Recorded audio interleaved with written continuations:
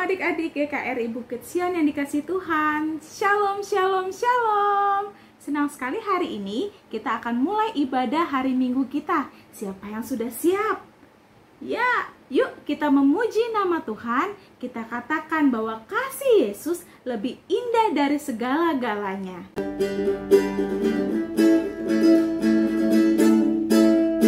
Setinggi-tingginya langit, lebih tinggi kasih Yesusku.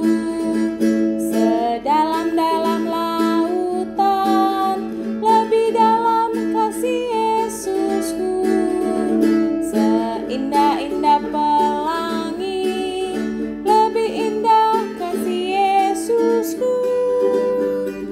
Kasih Yesus, oh kasih Yesus mengalahkan segalanya.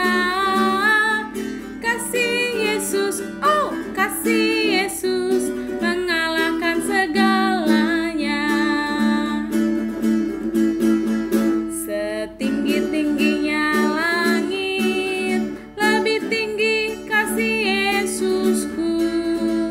Sedalam-dalam lautan, lebih dalam kasih Yesusku. Seindah-indah pelangi, lebih indah kasih Yesusku. Kasih Yesus, oh kasih Yesus mengalahkan segalanya. Kasih Yesus, oh kasih Yesus mengalahkan segalanya.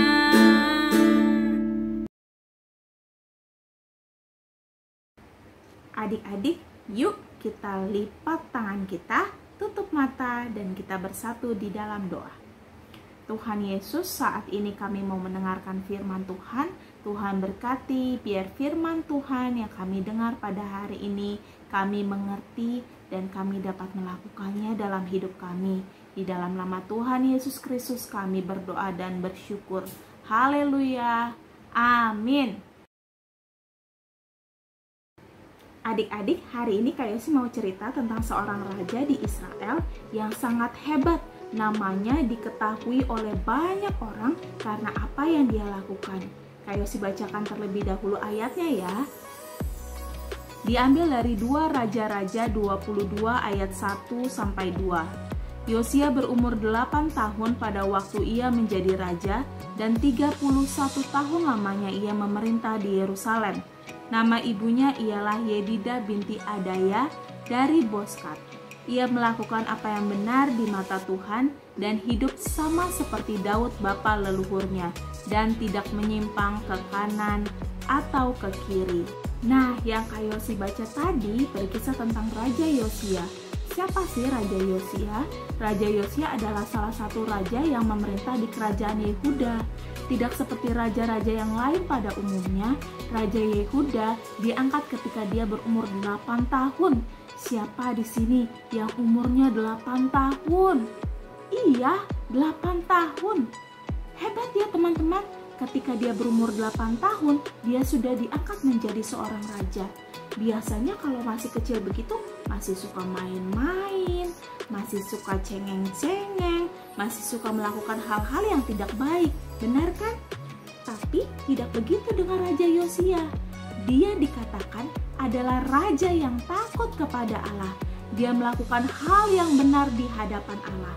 Seperti yang sudah kita baca tadi, dia melakukan hal yang baik sama seperti Daud leluhurnya.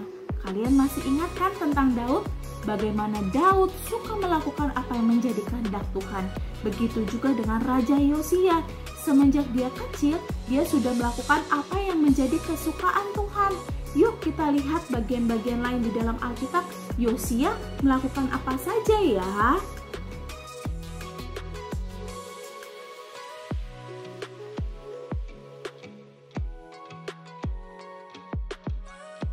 Nah, kalian sudah lihat kan apa saja yang diperbuat Raja Yosia? Hebat ya teman-teman. Itu dia lakukan untuk mengembalikan supaya orang-orang Yehuda percaya kepada Allah. Karena banyak banyak di zaman itu orang-orang yang tidak percaya kepada Allah, orang-orang yang meninggalkan Allah. Tapi Yosia membuat para rakyatnya kembali kepada Allah. Namun, tahukah kalian bahwa ternyata tidak banyak juga loh rakyat Yehuda yang hidup pada zaman itu yang kembali kepada Allah. Apakah yang dilakukan Yosia menjadi sia-sia? Tentu saja tidak, teman-teman. Perbuatan baik itu harus tetap dilakukan meskipun banyak orang yang tidak berubah dengan perbuatan baik yang kita lakukan. Lakukan saja. Nah, hari ini kita belajar dari Raja Yosia. Yang pertama, kembalilah percaya kepada Allah, bahwa Allah adalah Allah yang hidup, Allah yang sanggup untuk melakukan hal-hal yang besar dalam hidup kita, Allah yang sanggup melindungi kita dari berbagai macam mara bahaya. Nah, yang kedua, kita harus melakukan apa yang benar, tidak menyimpang ke kiri dan ke kanan, tidak melakukan banyak dosa. Kak Yosi percaya kalau kita melakukan hal itu, senantiasa Tuhan akan memimpin kita menjadi anak-anak yang melakukan kebenaran dalam hidup kita. Nah, hari ini Kak Yosi mau tanya kepada kalian, apakah kalian mau melakukan seperti apa yang Yosia lakukan? Berbuat apa yang benar di hadapan Allah? Kadangkala kita lebih suka melakukan apa yang tidak benar, ya tidak? Nah, itu tidak baik, teman-teman. Hari ini coba kalian bikin list apa saja ya, apa saja yang harus aku lakukan supaya hidupku menjadi hidup yang benar. Oke, sekian firman Tuhan pada hari ini. Ayo sih berdoa supaya anak-anak GKRI Bukit Sion senantiasa diberikan semangat untuk melakukan apa yang benar di hadapan Tuhan dan say no untuk melakukan dosa. Tuhan Yesus memberkati. Yuk kita bersatu dalam doa.